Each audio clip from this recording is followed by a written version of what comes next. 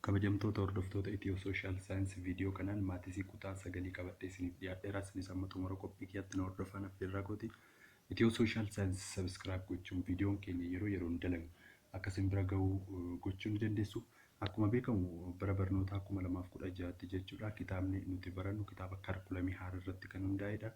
Boqonnaan tokko maal jedhaa? Further on seetis jedha. Waa'ee tuuta jechuun maal jechuudha kan jedhu boqonnaa kana keessatti kan waliin ilaallu ta'a jechuudha. Amma kallattumaan gara barnoota keenya qabannetti isinii dabarsa jechuudha. Okay. Tuuta jechuun hiika isaa yookiin definiishinii isaa tuuta yoo jedhan maal jennee akka deebisnu akkasumas immoo waa'ee definiishinii tuutaa ni ilaallaa jechuudha. A set is a collection of well-defined objects or elements. Tuuta jechuun walitti qabama wantoota sirriitti ibsamaniiti jechuudha. Tuuta jechuun walitti qabama wantoota sirriitti ibsamanii yookiin walitti qabama wantootaati jechuudha. Wantoonni sun immoo wanta akkam ta'uu qaba? Wanta sirriitti ibsamee jechuudha.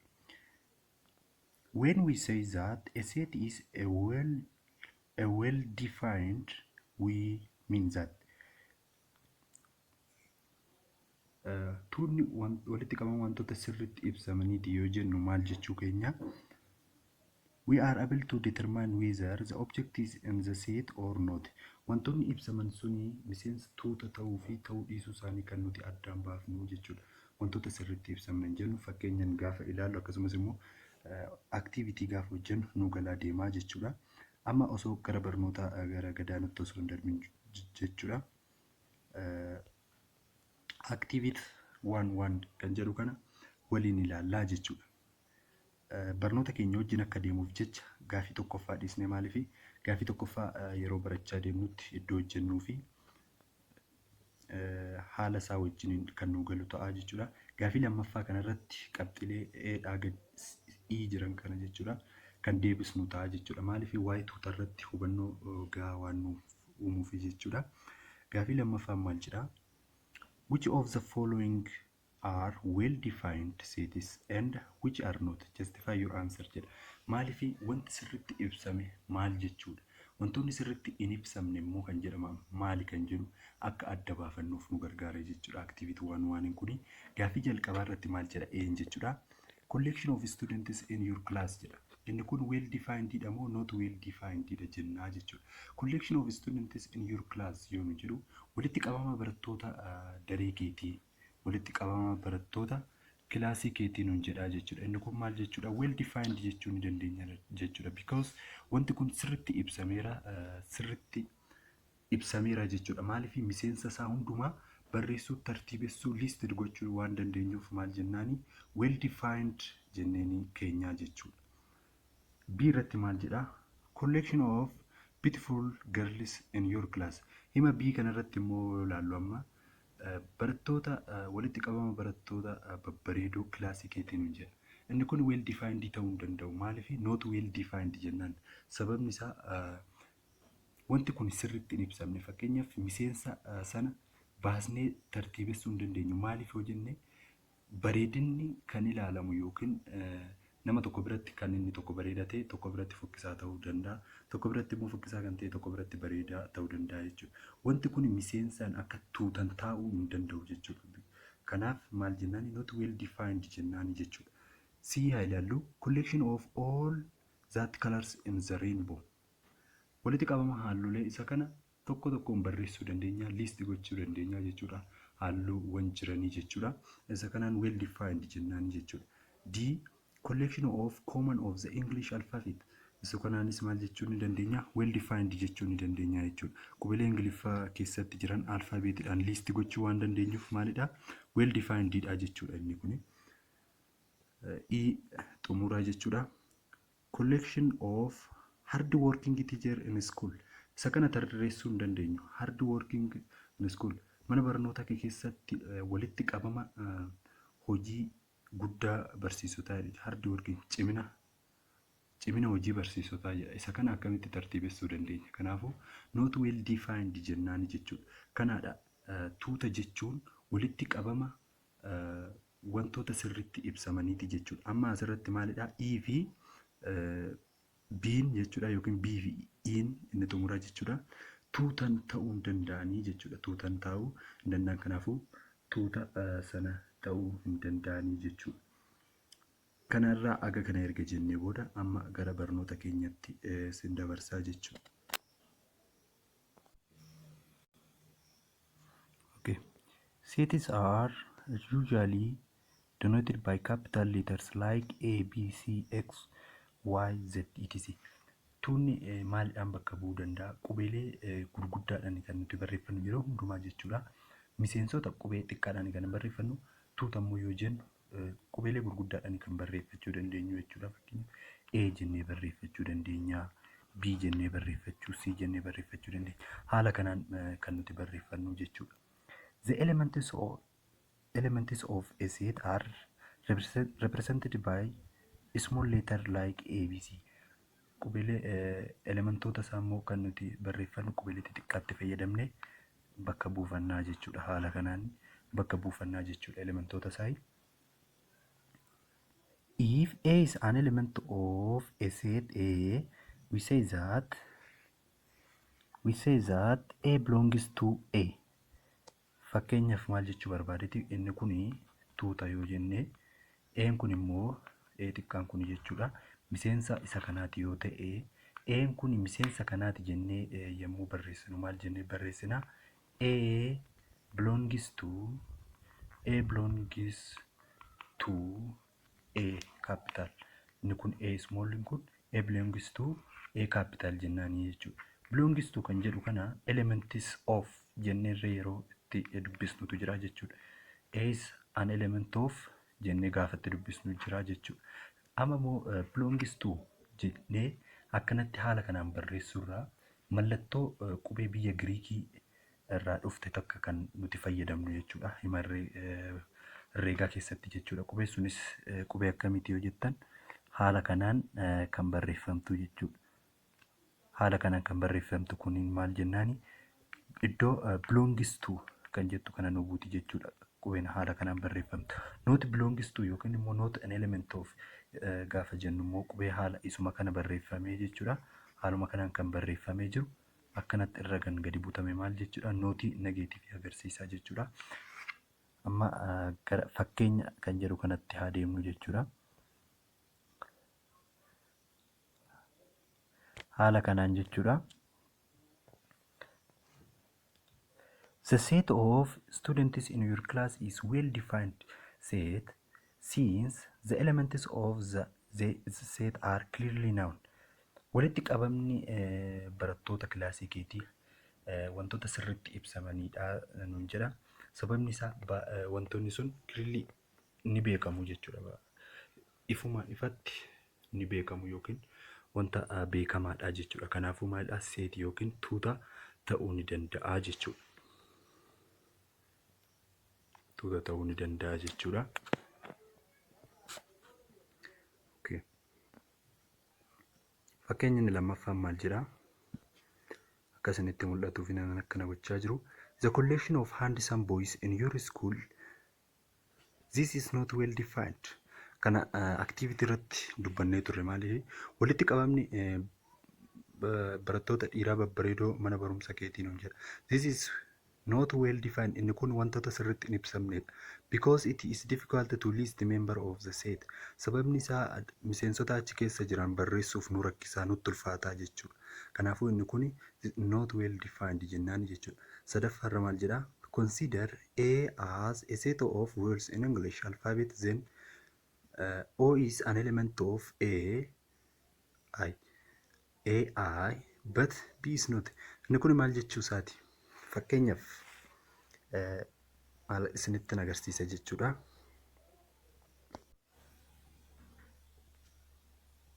Isa kana isinitti agarsiisa jechuudha kaameraadhaani.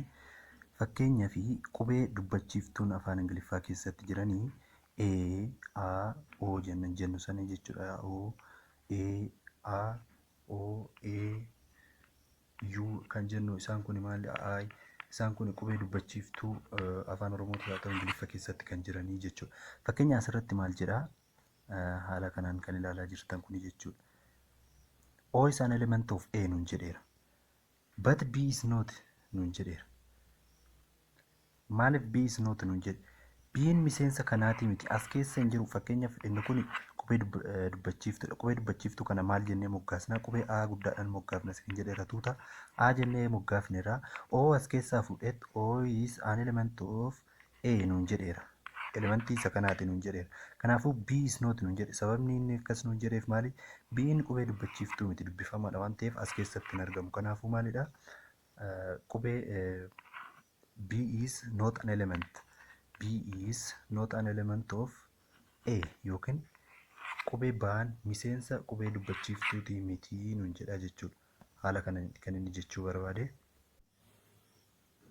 Erga kana jennee booda amma exercise 1 kan jedhu kana hojjannee bira darbuu kan qabnu hin hojjannaa jechuudha. Exercise 1 jedhu kana jechuudha. Sagaleedhumaan deebisnee bira darbuu dandeenya jechuudha. Yoo waan hojjetamuu qabu ta'e hin hojjannaa jechuudha. Which of the following is well defined? Said justify your answer nuun jedha. Isa kamtu himoota kana gadii keessaa isa kamtu well defined yookiin ibsama sirrii wantoota sirriitti ibsaman kan ta'e kamidha nuun jedha. A irratti maal jedhe nu gaafata? A collection of all boys in your class nuun jedha. A collection of all boys in your class. Inni kun well defined jennaan because wantoota sirriitti ibsamanidha. Barattoota dhiiraa mana barumsaa kilaasii kee keessaa kuni maaliif miseensa isaanii barreessuus dandeenya jechuudha. Kanaafuu well definedidha jechuudha. B irratti maal jedha? A collection of efficient doctors in hospital. Efficient doctors in hospital. A collection of efficient doctors in hospital. Isa kanaan maal jennaani? Not jennaani jechuudha. Isa kana barreessuuf tartiibessuuf difficult hin ulfaataa jechuudha yookiin hin danda'amu amma jedhamutti waan ta'eef not well definedidha jechuudha. A collection of all natural number less than 100. This is well defined. Well definedidha jechuudha. Maaliif lakkoofsota uumamaa 100 gadi jiran miseensan kaa'uu dandeenya jechuudha. Amma barbaade tartiibessuu dandeenya waan ta'eef inni kun well definedidha jechuudha. D maal jedha? The collection of songs by artist Tilahun Gassasa kan jedhu kun maalidha? The collection of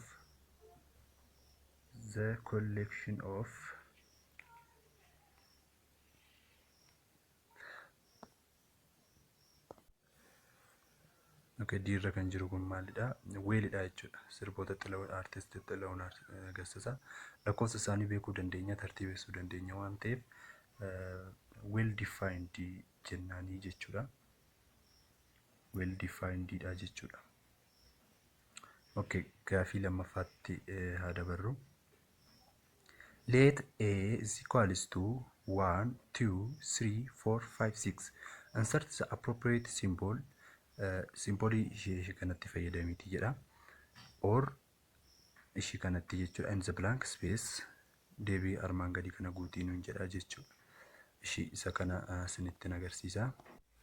Salphumatti mallattoo ishee kana yookiin miseensa isaati yookiin miseensa isaa miti jennee haala kanaan kan nuti guunnu jechuudha. Waan ammas nama rakkisuu hin qabu.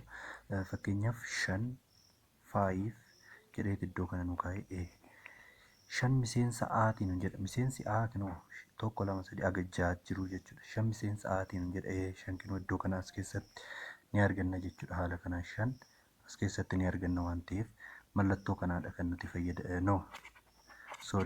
Mallattoo nuti fayyadamnu mallattoo ishii kanaa jechuudha.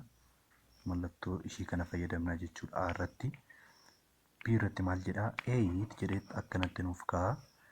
Asirratti immoo maalidha kan nu fayyadamnu? 8 amma as keessatti lakkoofsa 8 1, 2, 3 aga 6 jiran kana keessatti hin argannu. Kanaafuu mallattoon asitti galuu qabu maalidha? Haala kanaanitti kan inni galuu jechuudha. Haala kanaan 8 haala kanaan erga nuu kaa'ee akkamitti galuu qaba? Mallattoo kanatu galuu qaba jechuudha. Miseensa miti kan jedhu jechuudha. Haala kanaan hojjechuu dandeenya hundumti isaa baay'ee salphaadha. Biraan darbaa set description kan jedhu kan isinitti agarsiisa jechuudha. Set is can described in the following ways. Tuunni karaalee armaan gadii kanaan ibsama jechuudha. Karaalee hedduudhaan kan inni ibsamu. Isaan keessaa inni tokkoffaan maal jedha? Verbal method or statement form kan jedhamu jechuudha. Bifa himaatiin, bifa hima Ingiliffaan, bifa jechaatiin kan ibsamu jechuudha. In this method, tooftaa kana keessatti the well defined description of elements of the set is written in English statement form. Jecha Ingiliffaatiin kan barreeffamu jechuudha. Tooftaa kana jecha qubeetti fayyadamnee, jechootatti fayyadamnee kan barreessinu jechuudha. Example 1. The set of all even natural number less than 1, 10. Haala kanaan kan barreeffame kun maalidha? Verbal method or statement form jennaani jechuudha. The set of whole number greater than 1 and less than 20. Isa kanas haala kanaan himaan barreessine waan ta'eef isa kana maal jennaani? Verbal method or statement form yookiin kan bifa himaatiin yookiin jecha fayyadamnee barreessinu maal jennaani? Verbal method or statement form jennaani jechuudha. Inni lammaffaan complete listing method or roster method kan jedhamu kanaa jechuudha. In this method, tooftaa yookiin mala kana keessatti all the elements of sets are completely listed. Wantoota ibsaman sana hunda isaatu osoo hin dhiisin tartiibessuudhaani jechuudha. Osoo dhiisin keessaa osoo dhiisin yookiin dootitti osoo fayyadamin maal gochuudha?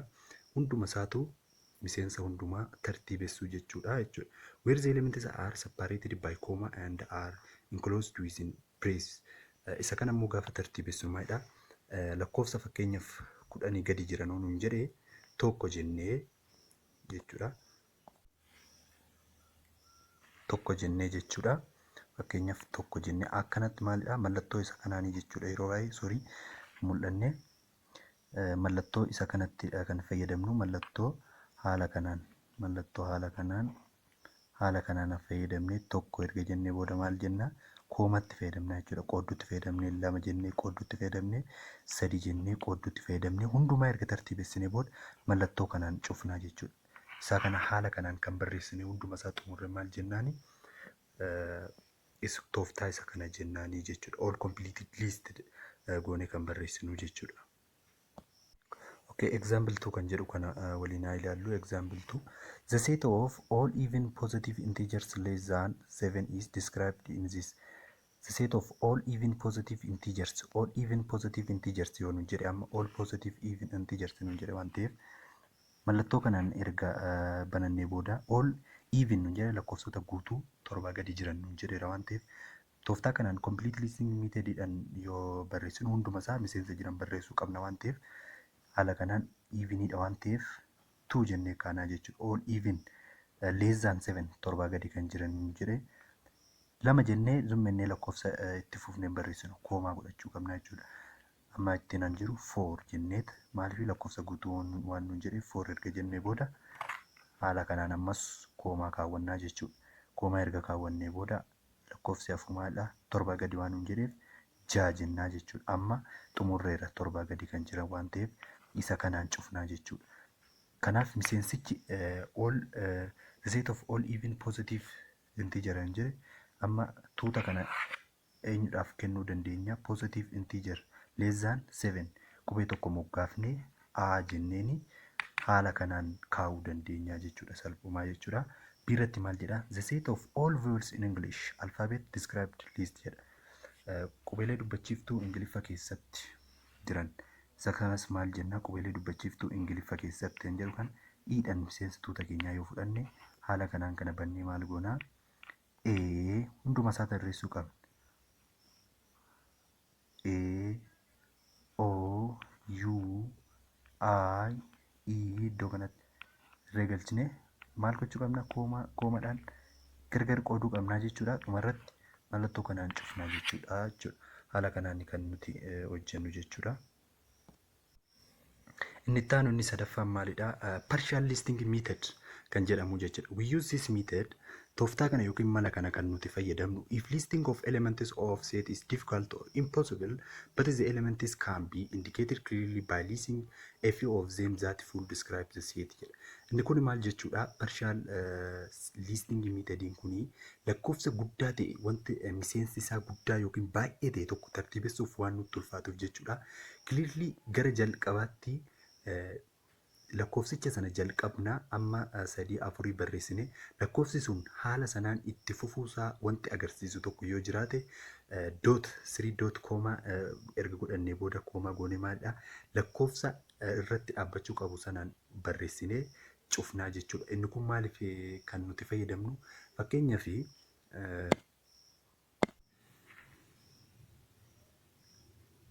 lakkoofsa hundaa 1000 gadi jiran barreessi yoo jedhamne jechuudha. Lakkoofsa hundaa 1000 gadi barreessi yoo jedhamne jechuudha. Isa kana hunduma isaa barreessuun yeroo nu jalaa fixaa it is very difficult barreessuudhaaf yeroo nu ga'u akkasuma dadhabsiisaa ta'a jechuudha. Kanaaf maalitti fayyadamuu qabna? Partial listing method itti fayyadamnee gabaabsinee wanta sana sirriitti ibsuu kan danda'u partial listing method itti fayyadamnaa jechuudha. Fakkeenyaaf lakkoofsa 1000 gadi jiran 1000 less than 1000 kan jedhu kana hunduma isaa barreessi osoo nuun jedhee karaa kanatti barreessi osoo nuun jedhee maal gochuu qabna? Jalqaba irratti ishii kana erga banannee booda tokko jennaa koomaa 2 jennaa koomaa 3 koomaa 4 koomaa amma kana erga barreessine booda yookiin amma 5 jechuu dandeenya koomaa erga kana barreessine boodatti maal goonaa dootii godhana tuqaa 3 jechuudha. Tuqaa 3 erga godhannee booda lakkoofsa 1000 waan ta'eef dootii erga godhannee booda jechuudha. Lakkoofsa xumuraa sana barreessinaa jechuudha. Haala kanaan jechuudha erga 3 dootii godhannee booda maal gochuu qabna? Asitti immas koomaa godhanneet lakkoofsi 1000 isa xumura irra 1000 galuudhaaf isa xumura irratti argamu sana 999 jennee barreessinaa jechuudha. Kana booda asiin haala kanaan cufannaa jechuudha. Amma lakkoofsa kana guutuusaa barreessuurraa haala kanaan salphisnee yoo keenya isa kana maalitti fayyadamne jennaan partial listing method itti fayyadamnee tooftaa kanaan tuuta barreeffachuu dandeenya jechuudha. Hunduma isaa dirqama hunduma isaa lakkoofsa kana barreessuu osoo hin jedhamne amma achi gootti barreessuun baay'ee ulfaata waan ta'eef partial listing method itti fayyadamnee haala kanaan barreessuun ni danda'ama jechuudha. Haala kana erga jennee booda amma kan ilaallu exercise 1 2 kan jedhu kana waliin ilaallaa jechuudha. Isa kana tariitii barreeffamaan muraasa isaa isinitti agarsiisee jechuudha. Sababni isaa hunda isaa barreessee isinitti agarsiisuudhaaf yeroo nan ga'u baay'ee salphaadha jechuudha. Isinitti agarsiisa jechuudha haala sana. Yookiin immoo afaan dubbadheen xumuraa jechuudha. Tokko isaa isinitti agarsiisee jechuudha. Fakkeenyaaf exercise 1 2 gaafii tokkoffaa maal jedha? Describe each of the following states using verbal method. Verbal method itti fayyadamiitii lakkoofsota armaan gadii yookiin hima armaan gadii kenname kana maalii ibsiisnu jedha. Irratti maal jedha? 5 6 7 8 9. Isa kana irratti amma maal inni kan nu yaallu zum jennee yoo laallu tuuta kana yoo laallu miseensota kana yoo laallu 5 jedhee 6 jedhee 7 jedhee lakkoofsi kun tokko tokkoonidha kan dabalaa deemu. Lakkoofsi kunii 4 fi 10 gidduutti argamuusaa akkanumatti ni ilaallaa jechuudha. Kanaafuu maal jennee barreessuu dandeenya? Kana erga kenninee fi booda tuuta jennee tokkoffaadhaaf erga kenninee booda jechuudha. The set barreessi waan nuun jedhaf jechuudha.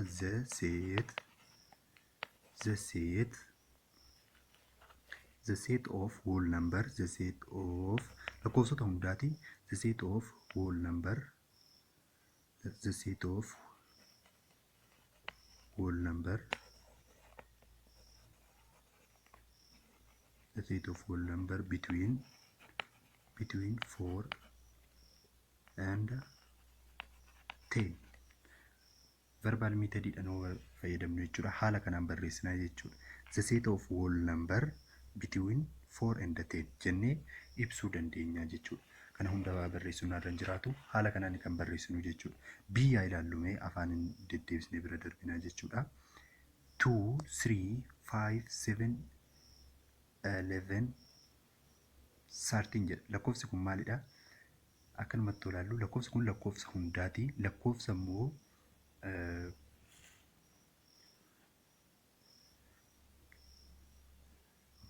lakkoofsi kun 3 jedha. 2 jedhee 3 5 7 11 13 jedha jechuudha. Sorry. Lakkoofsa kana gaafa ilaallu xiyyeeffannoodha kan inni barbaadu jechuudha. Gaafa lakkoofsa kana ilaallu lakkoofsi kun maal ta'uu nu agarsiisa? Lakkoofsi kun ofii fi mataa isaa qofaa fi kan inni hiramu. Kanaafuu lakkoofsi kun maal jedhama? Lakkoofsa piraayimii jennee kan baranne jechuudha kutaalee gadi aanaa keessatti. So piraayim nambar jedhama jechuudha lakkoofsi kun. Kanaafuu lakkoofsi kun piraayim nambariidha jechuudha. Haala kanaan jechuudha piraayim nambar.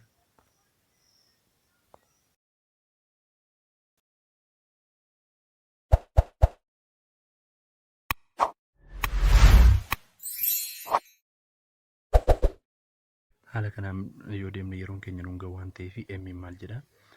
Haala kanaan yoo ilaallu lakkoofsonni kun 2, 3, 5, 7 isaan kun maalidha? Piraayimiidha. Kanaafuu maal jennee deebisaa kaa'uu dandeenya? M is a set of prime number less than 4 jennee yoo deebisne deebisaa ni ta'a jechuudha. Inni hafanis haala kanaan ni hojjetamu. Gaaffii lammaffaan maal jedha? Describe each of the following set using complete and partial listing method if possible jedha. Kan armaan gadii complete itti fayyadame yookiin immoo yoo siif danda'a partial listing method itti fayyadamiti deebisaa nuuf deebisiisiin jira. Irratti maal jedha? The set of prime factor of 36. Dursa maal goona? Prime factor of 36 kanneen ta'an eenyu fa'i? Lakkoofsota sana barbaadannaa jechuudha. Fakkeenyaaf haala kamiin barbaaddanna prime factor of 36 yoo nuun jedhee haala kanaan jechuudha. 36 kana 36 by 2 18 by 2 lamaan qoonnoo jechuudha 9. Haala kanaan asirratti 9 kana lamaan gaafa qoonnoo meeqa ta'a? Lamaan hin danda'amu 3 gaafa qoonnoo 3 ta'a jechuudha. Lakkoofsonni toora karaarraan akkanatti barreesse kun meeqa? Asitti 2 jira 3 9 kun 3 waan ta'eef 3 jira jechuudha. Tokko isaa keessaa fudhanna. Kanaafuu prime factory keenya kan ta'uu danda'u meeqa jechuudha?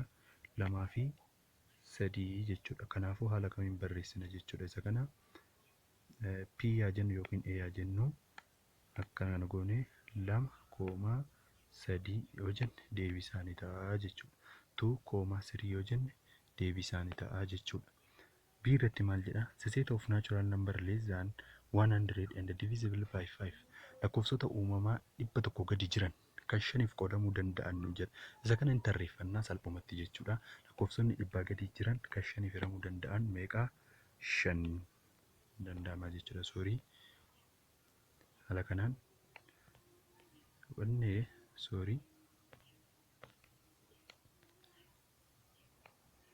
5 gaafa fudhanne hin danda'ama.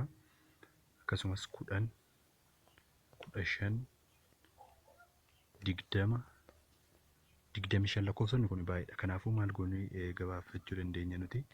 Egaa haala kanaan akkas ta'e booda jechuudha. Lakkoofsonni kun 5 irraa ka'aa 10 koomaa jenna haala kanaan banannee jechuudha. Koomaa 15 koomaa lakkoofsonni kun itti fufuu waan ta'eef haala kanaan akkanatti doot goonetti koomaa meeqa jennaani jechuudha. Kan dhuma kan 5f hiramuu danda'u meeqa? 95 jechuudha. 95 goonee mallattoo kanaan cufannaa jechuudha. Kun deebisaa ta'uu ni danda'a jechuudha. Haaluma kanaan hojjetamuu danda'a jechuudha hundisaatu jechuudha. C irratti maal jedha? The set of non-negative integers jedha jechuudha. The set of non-negative integers. Kana jechuun meeqa lakkoofsi kun salphumatti non-negative integers nun jennaan tokkorraa ka'a jechuudha. Lakkoofsichi kun baay'eedha. Kanaafuu maal gochuu bifa kamiin yoo barreessine nuuf salphata jechuudha.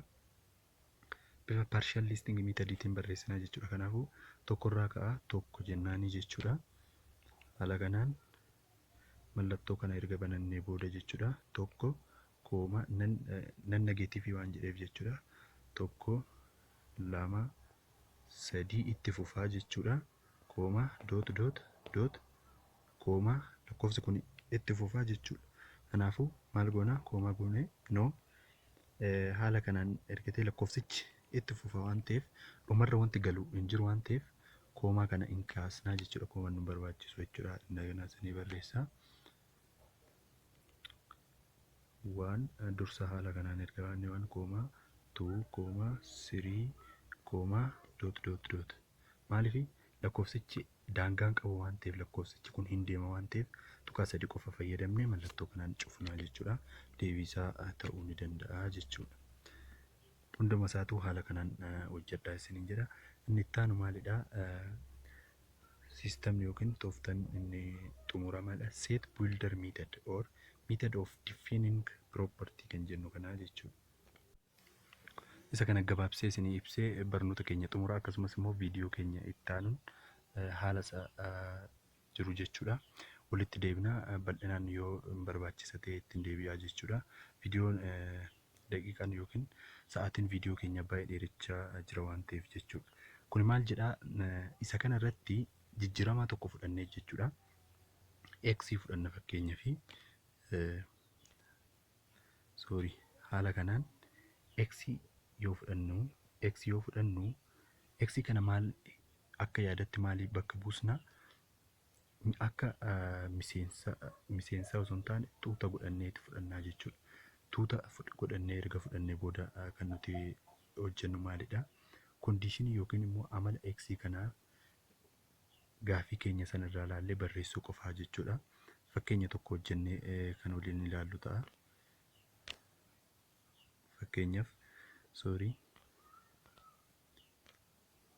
Fakkeenyaaf jechuudha. Asirratti example 4 kun 1 2 3 jedhee haga 10tti kan barreesse kana jechuudha. 1 2 3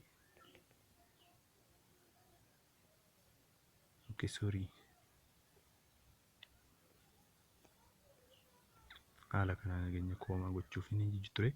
Haala kanaan kan kaa'e kana jechuudha. Akkamitti barreeffannaa? Isaan kana jechuudha. Isaan kana hunduma isaanii akkamitti fudhannaa? Akka X itti fudhannaa jechuudha. X jennee haa fudhannu, isaan as keessa jiran miseensota kana hunduma isaaniitii jechuudha. Kanaafuu erga akkasitti fudhannee booda maal goonaa? Asitti kanaan hin banannaa. Asitti koloonii galfannee maal goonaa? Lakkoofsonni kun maal inni isaan? Miseensa maaliiti? 1 2 3 haga 10 kun lakkoofsa lakkaawiti. Kanaafuu naachuraal lambarii miti. X gooneet X is an element of n jenna naachuraal lambarii waan ta'aniif jechuudha. X is an element of natural number jennaa jechuudha. Erga haala kanaan isa kana jennee booda lakkoofsi kun immoo X is an element of natural number jenneet ammas immoo iddoon kun xiqqoo natti tolaan jiru X is jenneet X is smaller than 11 jennaa jechuudha. Haala kanaatiin 11 kana gadi kan jiranii jenneet haziin haala kanaan cufannaa jechuudha. Baay'ee mul'atu kaameratti fayyadamuuf sa'aatii guutuu kan na daangesse. Kanaaf haala kanaan jedhaa jechuudha. Viidiyoo biraatiin haga walitti deebinutti kutaa kana gaafa viidiyoo noteeshin kan jedhu barnoota keenya barannu itti deebi'ee amma murtaa'e kanan ibsu ta'a. Asumaanis isin beeksisaa. Viidiyoo biraatiin haga walitti deebinutti turtii gaarii isiniif haa ta'u. Itiyoo sooshaal saayinsii sabskiraayib gochuun viidiyoon keenya akka isin bira ga'u gochuu ni dandeessu. Akkasumas immoo yaada qabdan akka kana haa ta'u karri barnoota karaa kanaan nuuf haa dhiyaatu jettan yaada keessan koomentii jala nuuf kaa'aa. Waan nu dhaggeeffattaniif yookiin Itiyoo sooshaal saayinsii filattaniif galatooma isiniin jenna. Turtii gaarii.